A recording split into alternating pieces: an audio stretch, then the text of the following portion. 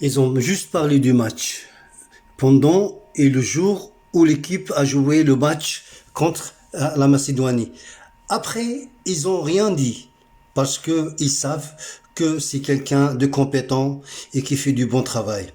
Vous savez, dans le football, on peut gagner et on peut perdre. C'est ça la loi du football. Regardez la Belgique. Elle est classée deuxième au classement FIFA. Mais regardez contre la Hollande. Ils ont perdu.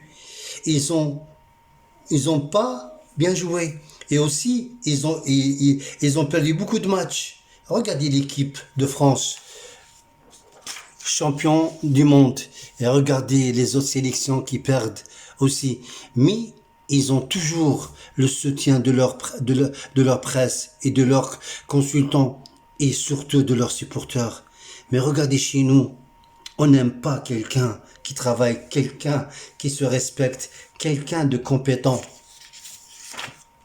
quelqu'un de ferme, qui aime vraiment son travail et quelqu'un qui laisse pas les incompétents s'immiscer dans son travail. C'est pour cela qu'ils sont toujours contre lui, contre Jamel Madi, car dans le passé, ces gens-là étaient influents dans la scène footballistique. Alors faites attention quand vous écoutez ces gens-là.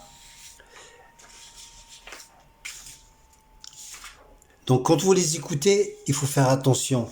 C'est très très important ça. On peut les écouter, mais on n'est pas obligé de les croire et de les suivre dans leur analyse et dans leur logique. Parce que ils ont un problème avec leur amour de l'équipe nationale. Quand ils font de la critique, est-ce qu'ils ramènent quelque chose à la sélection?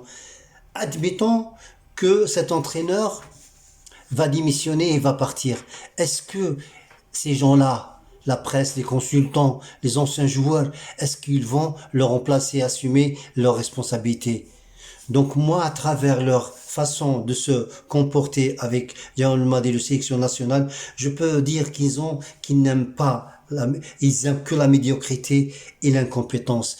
Regardez, s'il va démissionner aujourd'hui, je vous assure que le premier pays qui va le solliciter, c'est bien le Qatar. Le Qatar, il n'attend que ça. Donc si demain, Jamal Belmadi va démissionner, va laisser la sélection nationale, la fédération qatarienne va le solliciter et va essayer de l'enrôler parce qu'ils savent qu'il est compétent et qu'est-ce qu'il peut faire avec la sélection qatarienne avec tous les moyens qu'ils ont. Mais lui, il a préféré rester avec son pays. Il était fidèle aux supporters. Il voulait pas les lâcher. Il sait qu'il peut rebondir, qu'il peut faire quelque chose. Donc c'est pour ça il est revenu, il est resté. Donc essayez de l'aider. On est des Algériens, on est des supporters de l'équipe nationale. On aimerait bien qu'elle gagne. Quand elle gagne, ils n'ont pas bien joué. Il n'a pas mis ses joueurs. Il laissait la même équipe jouer, ils ont dit, pourquoi il change pas? Pourquoi il change pas d'autres joueurs? Pourquoi il essaye pas d'autres joueurs? Quand il essaye d'autres joueurs, non, et c'est ce qu'il fait. Laissez-le travailler, tout simplement. Regardez les deux staffs techniques. Celui de la première équipe et celui des locaux. Donc, on a déjà demandé avec son staff, et regardez Majid Bouguerra, avec son staff, avec Matmour, avec Misbah, avec Menhamou. Ils font du bon travail. Avec des joueurs issus de championnat national. La médiocrité, la faiblesse du niveau. Et regardez les six joueurs-là dans leur équipe, comment ils jouent. Mais regardez avec Majid Bouguerra. Regardez comment ils jouent, la façon de jouer, sortir la balle de derrière, faire la relance, conservation, progression, s'opposer, pressing. Regardez, permutation. Regardez comment ils jouent. Ils ont appris avec lui. Parce qu'au lieu qu'il soit Majid Bouguerra, un sélectionneur, il est en train de faire le travail d'un entraîneur. Au lieu de ramener juste les joueurs, les rassembler et juste leur donner la tactique et les préparer pour le match, il est en train de faire un travail d'un entraîneur qui est en train de fermer des joueurs alors que c'est pas son rôle. Mais regardez, il le fait parce qu'il aime son pays. Regardez, il est toujours là en Algérie. Regardez, il regarde les matchs. Il va dans les stades. Il regarde le championnat national. C'est ça, un entraîneur qui aime son pays. Parce que ces gens-là, ils aiment leur pays. S'ils aiment pas leur pays, ils peuvent partir dans les pays de Golfe, en Europe. Ils peuvent y aller là où ils veulent et ils peuvent travailler. Mais eux, ils sont restés là. Regardez cette équipe, hein, la sélection des locaux. Regardez comment elle joue. Regardez, pourtant, à chaque fois, il y a des joueurs qui partent. Et donc, il doit changer. Mais regardez, le travail, il est là.